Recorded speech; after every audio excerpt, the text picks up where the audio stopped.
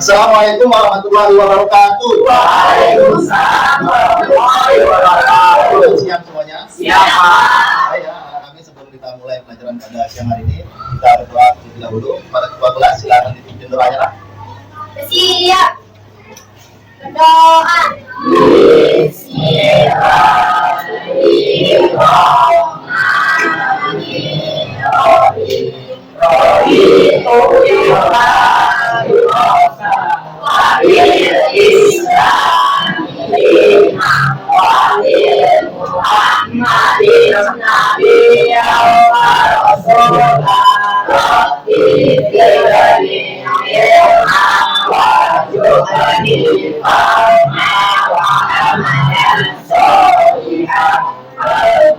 Oke, ya.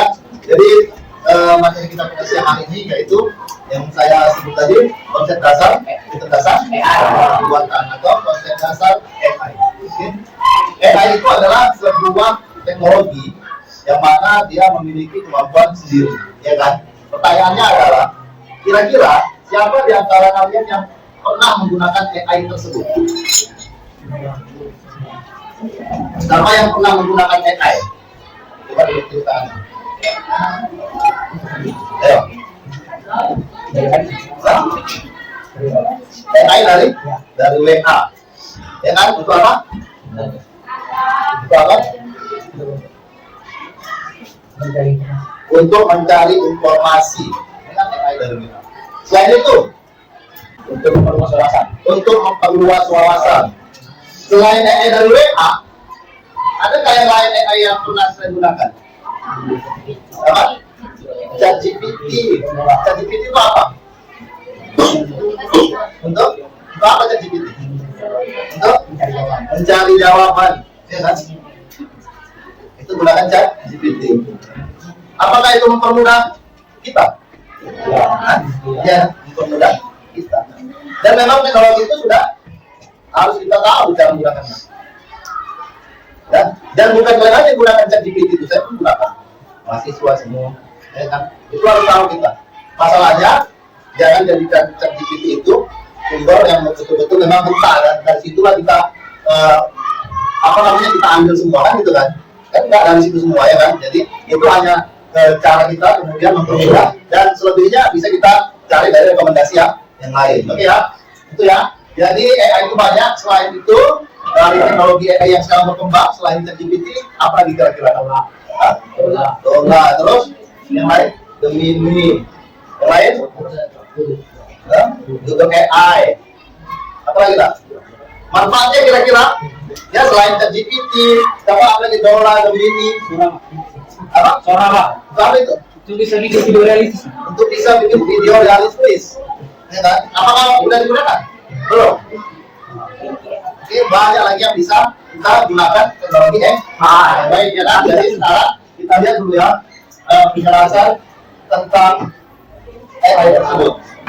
Kita akan Konsep dasar AI ada 3, di mana selama 20 tahun telah menghasilkan inovasi yang luar biasa. Antara lain, big data, penelitian medis dan kendaraan tanpa teknologi dan banyak lainnya. Untuk memahami lebih dalam lagi, maka perlu diketahui 3 konsep dasar AI, yaitu 1. Mesin learning. Mesin learning adalah bagian dari ilmu komputer yang berfokus pada pemikiran mesin dengan kemampuan kecerdasan yang dapat berinteraksi dan bekerja seperti manusia. Manusia belajar dari pengalaman kita. Pemain catur semakin sering dan semakin banyak bermain, akan semakin jago. Cara AI belajar itu kurang lebih sama. Contoh, AlphaGo yang mengalahkan pemain-pemain terbaik Go. AI mempelajari semuanya. Setelah AI mempelajari semua, AI akan main Go melawan diri dia sendiri. Tiap kali dia kalah, dia akan upgrade cara dia main. Dan proses ini akan berulang sampai berjuta kali. Ini sampai seperti manusia yang sering kali main Go. Bedanya, komputer bisa melakukan ini dengan cara jauh lebih efisien, di mana manusia hanya bisa main satu pertandingan dalam satu waktu.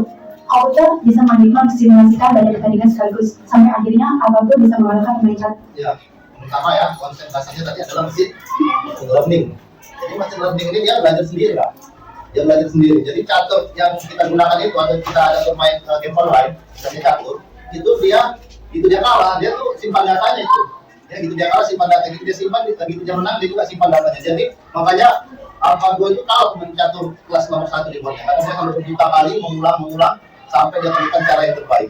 Jadi jangan sampai ya kita bermain game online, apalagi judi online yang sekarang itu pakai AI, jadi nggak akan bisa menang gitu itu. Hati-hati, ya kan? Karena itu tadi AI ini kan bekerja berdasarkan data. Makin sering kita main, makin sering dia mengumpulkan data. Sama kayak kita kan bisa bermain bola, ya kan? Sekali bermain 2, 3, kalau seterusnya kita bermain, lama-lama kan pintar ya kan? Lama-lama kan bisa gitu juga AI bekerja. Ya kita lihat mesin learning. Yang kedua, learning. Deep learning adalah sebidang dari mesin learning yang berfokus pada algoritma kecerdasan buatan atau AI yang terinspirasi struktur dan fungsi otak yang disebut jaringan saraf virtual. Karena bekerja di dalam otak manusia, maka deep learning menjadi sebuah teknologi yang memiliki efektivitas tinggi yang mengolah data, berita, serta menciptakan sebuah pola dalam mengambil keputusan. Deep learning mampu mengenali informasi dan pola tanpa pengawasan dari data yang tidak struktur. Contoh deep learning adalah penggunaan algoritma khusus oleh Netflix dan YouTube untuk memberikan rekomendasi video atau konten kepada para penggunanya. Kebiasaan dan minat pengguna dipelajari oleh teknologi canggih tersebut untuk menemukan video-video lain yang mungkin mereka sukai. Yang ketiga, jaringan saraf virtual. Yang kedua ya, deep learning. Ini banyak digunakan di media sosial, ya, YouTube, Instagram. Ini deep learning ini algoritma. Sudah, kalau kita sering nonton video itulah yang akan muncul. Jadi kalau kayak anak saya sering nonton video Dragon Ball atau Upin Ipin, maka itu kita buka YouTube di sini, video Upin Ipin yang akan muncul banyak video anak. Begitu juga kalian di HP masing-masing, video apa yang sering ditonton?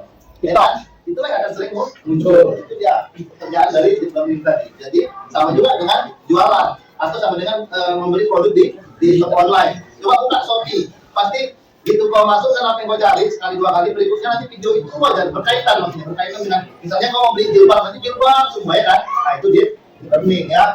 Atau neural network. Yang ketiga ya. Neural network atau dikenal sebagai jaringan saraf virtual merupakan himpunan bagian dari machine learning, khususnya deep learning. Nama dan struktur yang diberikan terinspirasi oleh otak manusia dan meniru cara neuron biologis, memberi sinyal dan berinteraksi satu sama lain antar neuron. Sebagai contoh, sejak tahun 2000 dapat melakukan pengenalan model tulisan tangan dalam pembayaran cek, analisa data, pengenalan budget, dan prediksi cuaca. Dengan menggunakan 3 pokok prinsip tersebut di atas, maka dapat dibuat robot yang dapat berpikir dan bertindak secara baik di luar dari kode yang diberikan. Neural network itu jaringan saraf tiruan. Jadi seperti manusia dia punya jaringan saraf. Ya, jadi robot itu juga punya. Pada saat dia mengantar, dia tahu memberikan, kemudian dia tahu mengucapkan terima kasih. Ya, jadi inilah yang akan berkembang di era boleh nanti. Jadi kalau kita nggak bijak dalam menggunakan teknologi, kita akan tinggal plastik saya kan.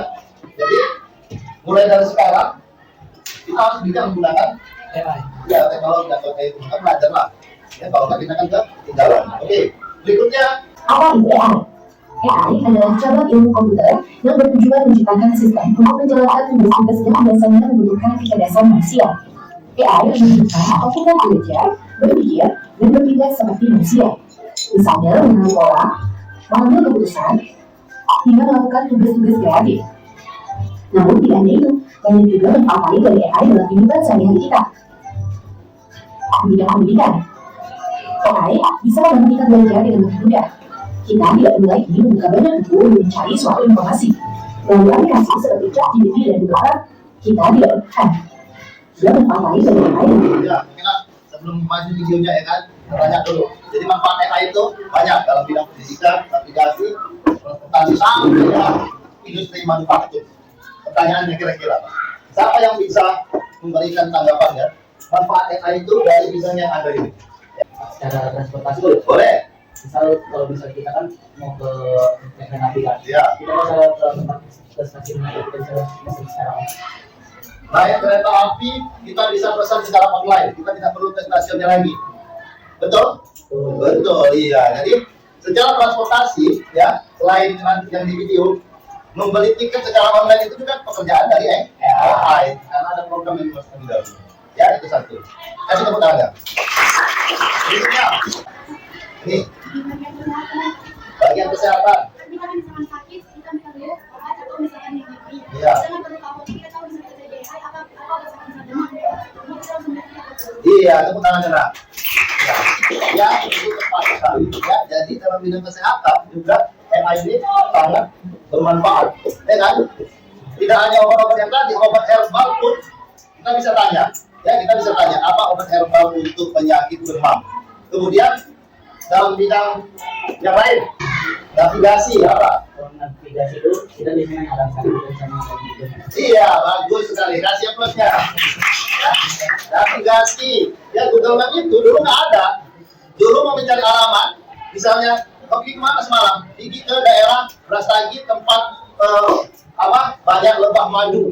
Nggak tahu dulu kita ke situ kalau nggak dikasih tahu. Udah dikasih tahu pun arahnya, kita nggak akan tahu. Karena kan harus ditunjukin dulu sama orang yang pernah pergi. Sekarang enggak. Ya kan, tinggal cari aja di Google Map. Ya, mau kemana kita? Tinggal cari. Yang belum pernah mau pergi, silakan cari di Google Map. Ya, langsung diarahkan. Pas.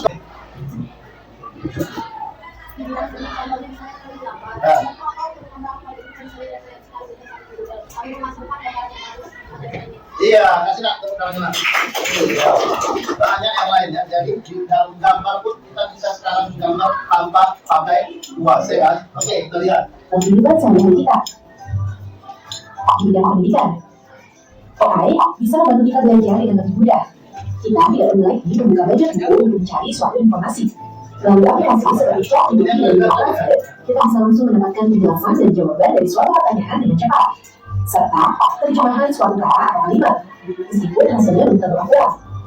Oleh karena itu, kita sebaiknya juga memverifikasi terhadap informasi yang didapat dari AI melalui sumber-sumber terpercaya, seperti jurnal penelitian, website resmi pemerintah, atau bisa juga bertanya pada guru.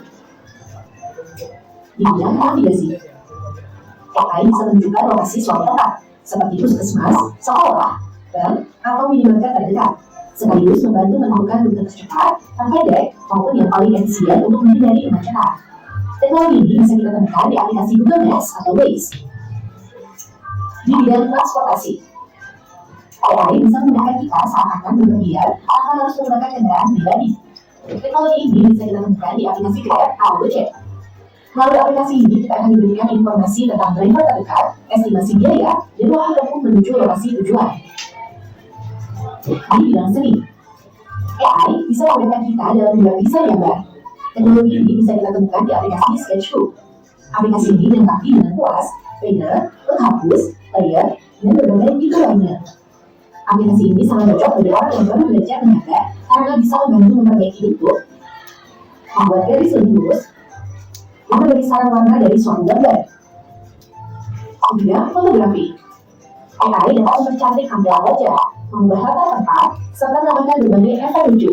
Melalui aplikasi seperti Instagram dan TikTok, kita bisa mengubah hasil foto agar kulit terlihat lebih bersih, wajah terlihat lebih muda, dan bentuk muka tampak profesional. Bahkan, kita juga bisa menggunakan filter yang membuat wajah mirip kelinci, menambahkan hiasan bunga di kepala, atau mengubah latar tempat seolah-olah kita sedang di kota, pantai, atau di gunung.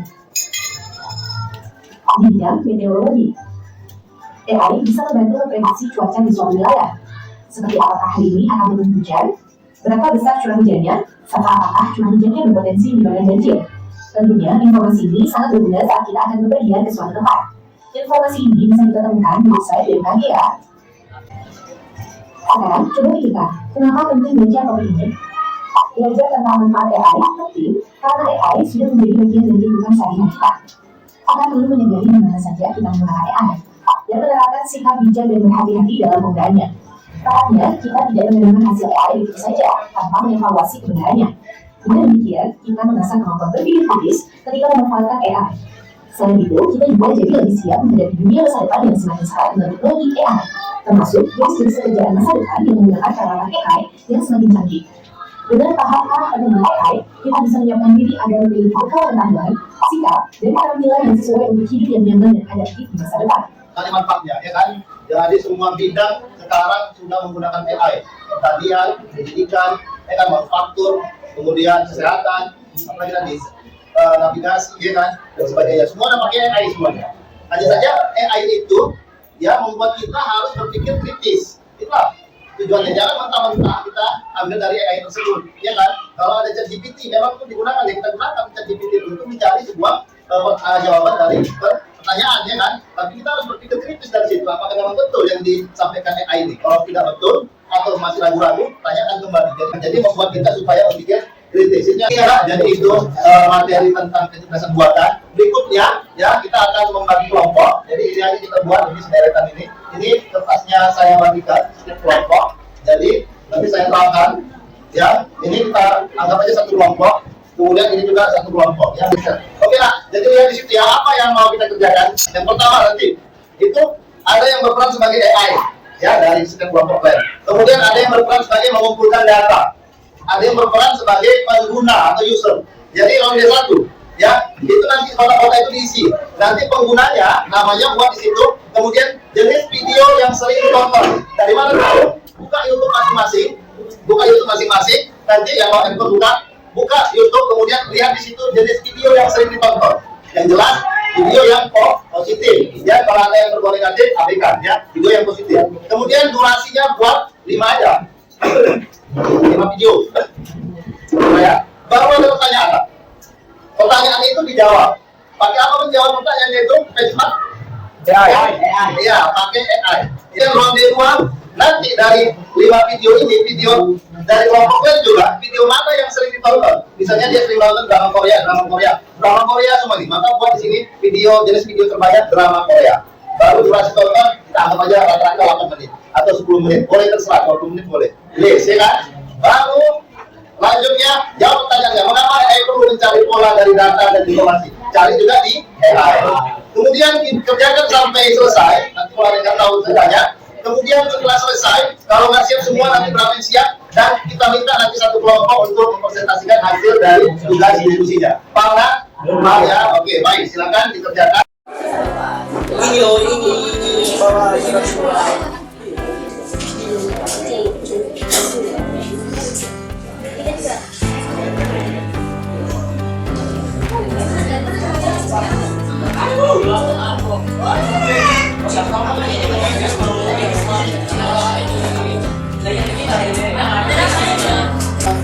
Kerja kelompok kita sudah kita selesaikan. Kemudian kita akan meminta setiap kelompok untuk maju membacakan hasil diskusinya.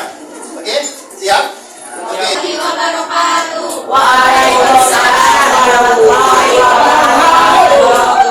sini kami akan mempresentasikan hasil kerja kelompok kami dari kelompok 2. Pertama, untuk peralatan ini nama saya Novita Khairani, nama saya Diasa Putri, nama saya Naura Sakila,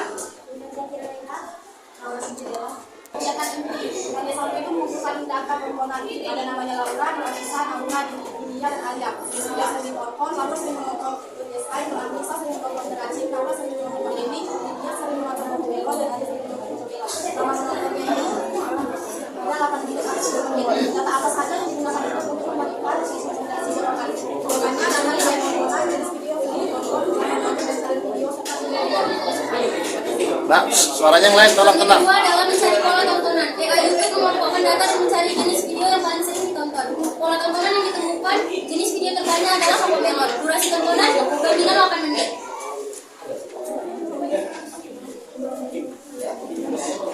Pertanyaan, mengapa AI perlu mencari pola data dari data tontonan? Jawabannya, agar AI dapat memahami kebiasaan, desain, dan memberikan rekomendasi video yang sesuai dengan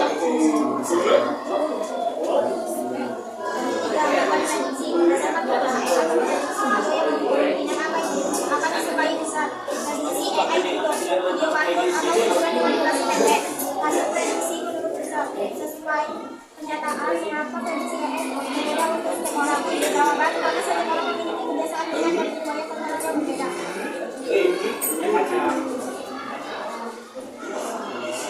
AI memberikan rekomendasi video kepada user.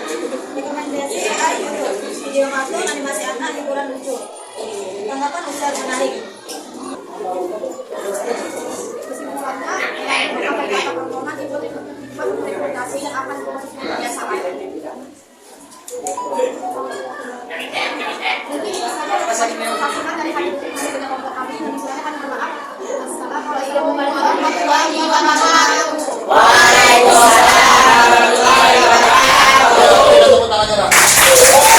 Kita lanjutkan nanti presentasi ke pertemuan berikutnya. Jadi yang perlu kita pelajari pada siang hari ini sudah kita bahas tadi, ya kan, tentang AI, manfaat AI. Yang penting adalah AI itu adalah mesin atau kecerdasan yang bisa belajar sendiri. Kemudian AI itu bekerja berdasarkan data. Yang jelas AI itu membuat siswa harus lebih berpikir kritis. Ini yang paling penting. Jangan data atau hasil dari AI itu kita jadikan acuan mentah atau kita jadikan acuan yang 100% kita terima. Harus kita cari rekomendasi yang lain. Terima kasih ya nak. Sekian pertemuan kita pada siang hari ini. Assalamualaikum warahmatullahi wabarakatuh. Selamat siang.